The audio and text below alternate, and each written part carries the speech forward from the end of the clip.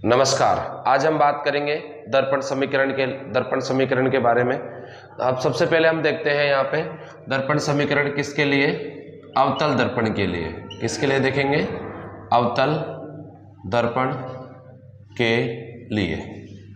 अवतल दर्पण के लिए हम क्या देखते हैं, सबसे पहले यहाँ पे दर्पण समीकरण देखते हैं। तो हम सबसे पहले दर्पण, यह आपका दर्पण होगा, इसको हमने बाहर से पॉलिश कर दिया इस तरीके से। तो ये कौन सा दर्पण बन गया आपका, अवतल दर्पण। ये क्या हो गया आपका, अवतल दर्पण।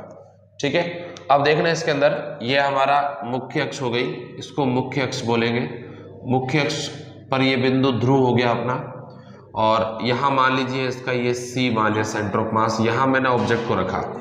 अब अगर आपको पता है कि यहां इन्फिनाइट है, तो अनंत और सी के मध्य अगर कोई हमारा वस्तु रखा हुआ है तो उसका जो प्रतिबिंब है वो कहाँ बनेगा, वो हमारा एफ और सी के मध्य बनेगा। अगर ये कैसे बनेगा ये देखना है तो प्लेलिस्ट में जाके वहां पे आपके वीडियोस मिल जाएंगे इमेज फॉर्मेशन के, यानी प्रतिबिंब को निर्माण के, वहां जाके आप देख लेना। ठीक है, तो आपको ज्यादा अच्छा समझ आ जाएगा। तो यहां से अगर हम कोई प्रकाश किरण स्ट्रेट जाएगी इस तरीके से, ये बिल्कुल स्ट्रेट जाएगी और यहाँ से टकराने के बाद इस तरीके से निकल जाएगी। अब जिस बिंदु पर कट करेगी वो हमारा फोकस बिंदु होगा। दूसरी प्रकाश किरण हमारी सीधी यहाँ जाएगी और उसके बाद यहाँ से यहाँ चली जाएगी। ये हमारा क्या बन जाएगा, एक प्रतिबिंब बन गया। तो इसको बोलेंगे अपन बिंब। तो ये हो गया आपका बिंब, और इसको बोलेंगे अपन प्रतिबिंब। ये क्या हो गया आपका, प्रतिबिंब हो गया। अब अगर देखा जाए तो हम इसके लिए अभी यहाँ पे स्टडी करेंगे। तो ये हमारे दिशा होगी उनकी प्रकाश किरणों की। अब हम बिंब को बोलेंगे यहाँ पे ए बी, इसको बोलेंगे ए डैश और बी डैश। ठीक है, अब हम सबसे पहले क्या करते हैं, इन दोनों त्रिभुजों को लेते हैं। ध्यान देना, तो हम लिखेंगे त्रिभुज कौन से भाई, अगर मैं बात करूं तो इसको P बोल दिया मैंने, इसको M बोल दो यहाँ पे। इससे भी एक लंब डाल दो बेटा यहाँ से। ये लंब जो होगा ना, ये लगभग क्या है कि इक्वल रखने के लिए, ये हालांकि इसी के बराबर होता है, इसको अपन यहाँ पे P डैश बोलेंगे, पर एक्चुअल में P और P डैश जो होगा ना वो लगभग सेम होगा, क्योंकि देखो अंतर कितना सा है। और ये तो मैंने आपको इसलिए ज्यादा दिखाया यहाँ पे। बाकी आप जानते हो कि जो आपकी बाइक होती है उसका जो साइड वाला ग्लास होता है वो उत्तल दर्पण होता है। कौन सा दर्पण होता है, उत्तल दर्पण। अब उत्तल दर्पण अंदर से उभरा हुआ होता है। आप सही बताना, आपने कभी उसको महसूस किया है कि वो अंदर से उभरा हुआ है? ऐसा नहीं होता है जनरली, लेकिन एक्चुअल में वो है। इसलिए वो दूर की जो वस्तु होती है वो बड़ी वस्तु को भी बहुत छोटा दिखाई देता है उसके अंदर, क्योंकि उत्तल दर्पण में ऐसा ही होता है। तो यहाँ भी वही चीजें हैं, ये दोनों बराबर होंगे। लगभग थोड़ा सा कोई बहुत हल्का सा डिफरेंस होता है जो कि लगभग नगण्य, जैसे कह रहे कि 1000 रुपए में 1 रुपए का फर्क, इतना सा फर्क होता है, बहुत कम होता है, इसको नगण्य मानते हैं। तो अपने पास दो त्रिभुज आ गए यहाँ पे। एक तो आ गया आपके पास ए पी डैश बी, दूसरा एक तो ये वाला आ गया, दूसरा ये ले देंगे अपन A dash P dash B dash. तो मैं दोनों त्रिभुजों को अलग से बना देता हूं यहाँ पे। तो एक त्रिभुज हमारा ये बन गया, एक त्रिभुज तो हमारा ये हो गया, दूसरा त्रिभुज आपका ये हो गया। इसको तो बोल दिया अपन ने ए बी, ये हो गया आपका ए डैश बी डैश, और ये हो गया आपका पी डैश। तो अब देखो यहां से अगर अपन देखें इसके लिए भाई सूत्र बनाए, तो एक नियम होता है त्रिभुज का कि अगर दो त्रिभुज एक समान दिखाई दे रहे हो, दो त्रिभुजों की जो शकल है वो एक समान हो, तो उन त्रिभुजों की जो लंब होता है उसको दूसरे के बटे लंब के साथ लिख सकते हैं, और जो आधार होता है उसको बटे के आधार में दूसरे लिख सकते हैं। तो ऐसे लिखेंगे, जैसे बात करूं मैं, जैसे ए बी तो लिख देंगे यहाँ पे त्रिभुज के नियम से,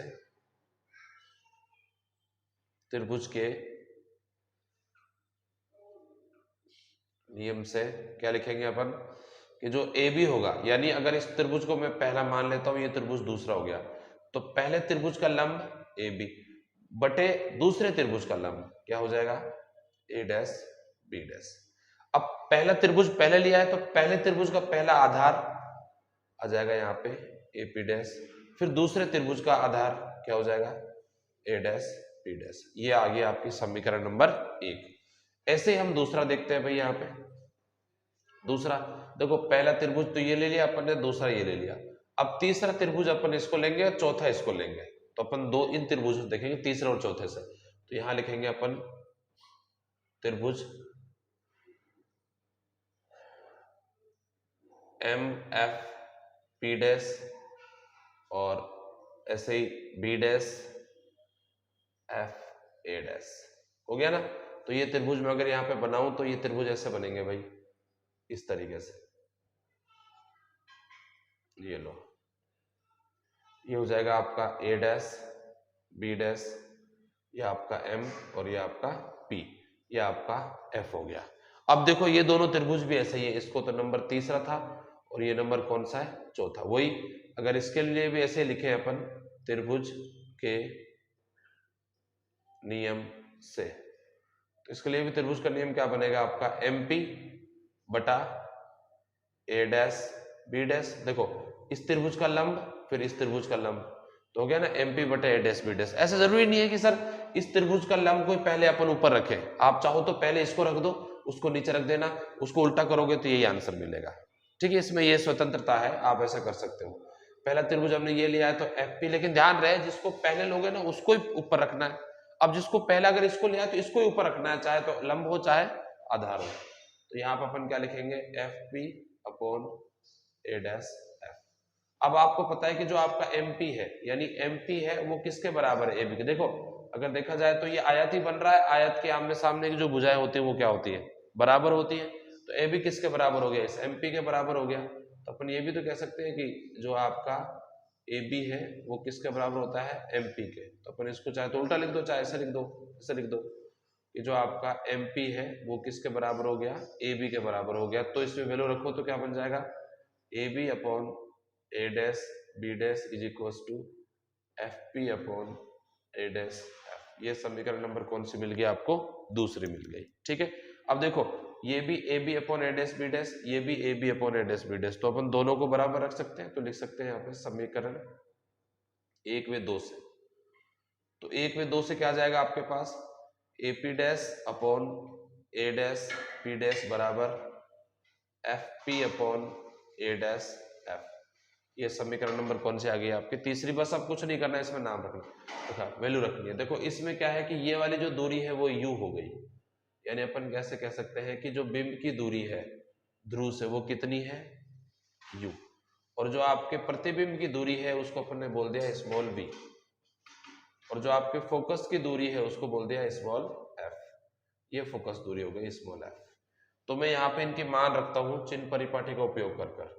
तो देखते हैं भाई यहाँ पे चिन्ह परिपाटी का उपयोग कर मान। तो क्या हो जाएगा भाई, चिन्ह परिपाटी का उपयोग करें तो एपी डैश की वैल्यू बताओ।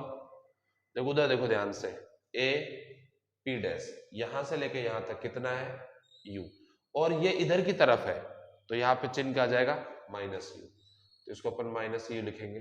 फिर अपन देखो ए डैश पी डैश की वैल्यू देखो, अब ए डैश पी डैश ये यहां से यहां तक, इसका मतलब ये क्या है, वी इधर है, ये भी तो माइनस वी, इसका भी माइनस वी आ गया। और देखो आप एफ पी का देखो, एफ कहाँ है, ये रहा, पी ये रहा, तो ये दूरी देखो यहाँ पे कितनी है, एफ, वो भी इधर है तो माइनस है, तो ये भी क्या हो जाएगा आपका माइनस एफ। और दूसरी कौन सी दूरी बची, ए डैश एफ। अब देखो ध्यान से, ए डैश एफ, देखो ये वाली दूरी पूछी है, अब यहां से लेके यहां तक पता है v और यहां से यहां तक पता है f, तो क्या हो जाएगा v माइनस एफ। देखो भाई बहुत बड़े में से छोटे से पार्ट को हटा देंगे तो ये वाला बच जाएगा, तो v माइनस एफ आ जाएगा, और इधर की तरफ है तो माइनस v माइनस। ये चिन्ह परिपाटी का उपयोग हो गए।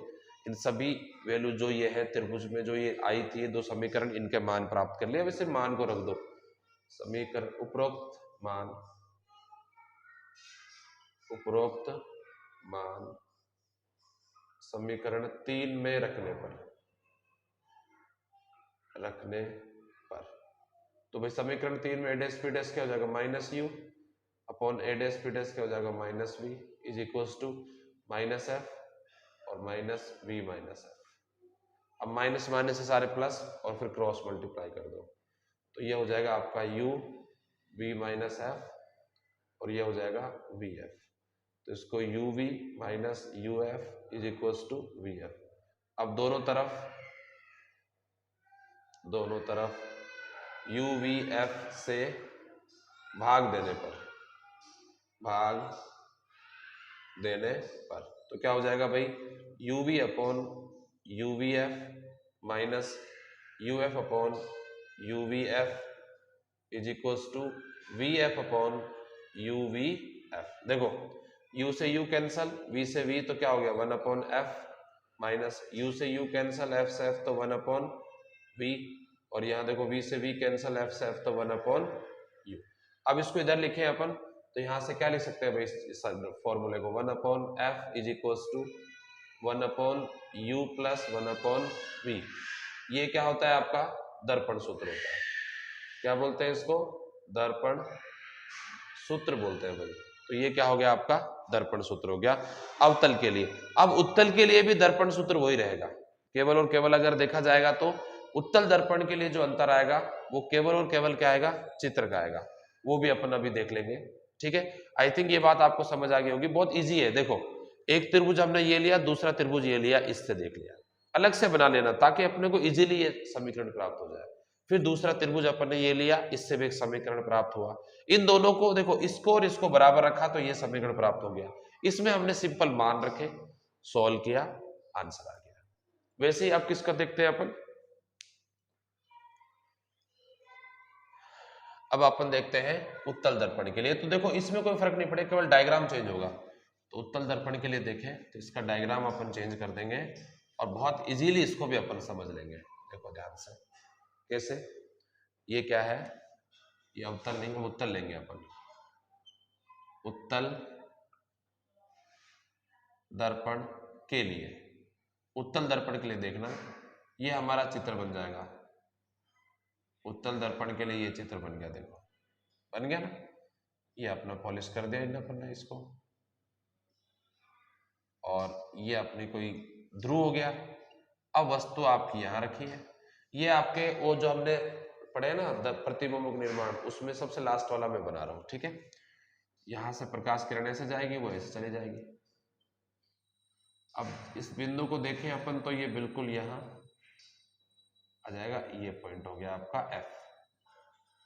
अब दूसरा अपन यहाँ से सीधा कहाँ जाएगा, यहाँ पे ये वाली प्रकाश किरण यहाँ से इससे निकल गई भाई।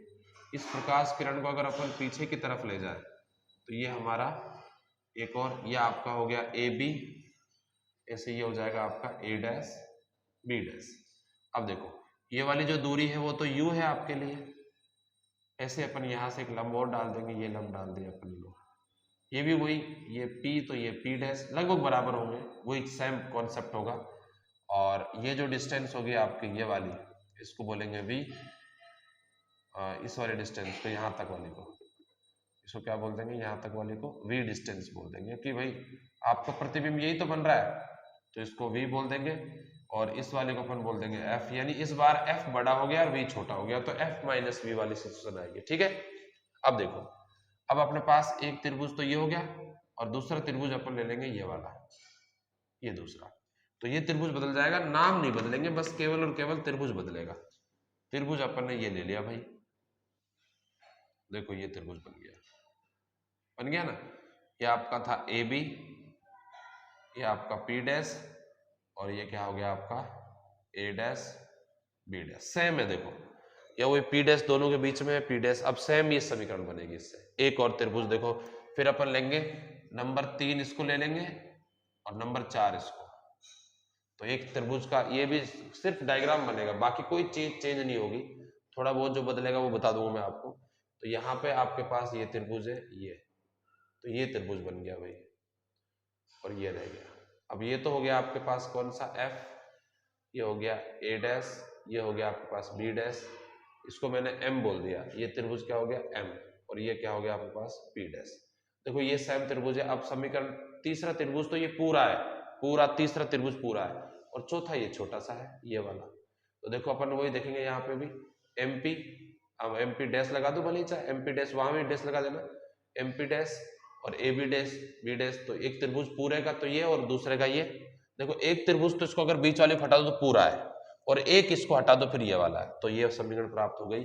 यहाँ तक हम पहुंच जाएंगे। अब यहाँ पे केवल थोड़ा सा फर्क आएगा चिन्ह परिपाटी में, देखो माइनस वी उधर है लेकिन प्लस वी इधर है, तो ये माइनस यू रहेगा तो ये प्लस आ जाएगा। देखो ना भाई, ये वाले जो दूरी इधर है तो प्लस रहती है और उधर जाते हैं तो कौन सी रहती है, माइनस रहती है। तो हमारे पास ये समीकरण प्लस हो जाएगा, फोकस भी प्लस हो जाएगा।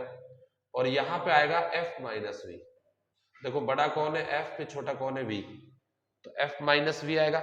लेकिन जब माइनस अपन बाहर लेंगे तो अब यहाँ देखो वैसे तो प्लस आएगा, अब इसमें से अगर मैं माइनस बाहर लूं तो फिर मैं वापस वही चीजें लिख दूंगा v माइनस एफ। तो हमारे पास v माइनस एफ, ये माइनस के ये दोनों किसके थे, प्लस के थे, तो ये माइनस माइनस ये भी क्या हो गया प्लस, और सेम रहेगा, बाकी कोई चेंज नहीं रहेगा। यही आपको किसका मिलेगा, दर्पण सूत्र। तो हमने दर्पण समीकरण को अवतल दर्पण के लिए भी पढ़ लिया और उत्तल दर्पण के लिए पढ़ लिया, बाकी सब सेम चेंज है, फॉर्मूले में कोई थोड़ा साइन कन्वेंशन में चेंज किया, एक हमने ये डायग्राम चेंज किया है, ये डायग्राम यहाँ से बनाया है, ठीक है। ये हुआ हमारा दर्पण का समीकरण। और भी ऐसे टॉपिक पढ़ने हैं तो प्लेलिस्ट में जाके सब टॉपिक्स आपको मिल जाएंगे, कुछ बना दिए वीडियो, कुछ बनते रहेंगे, आप वहां देखते रहो। धन्यवाद।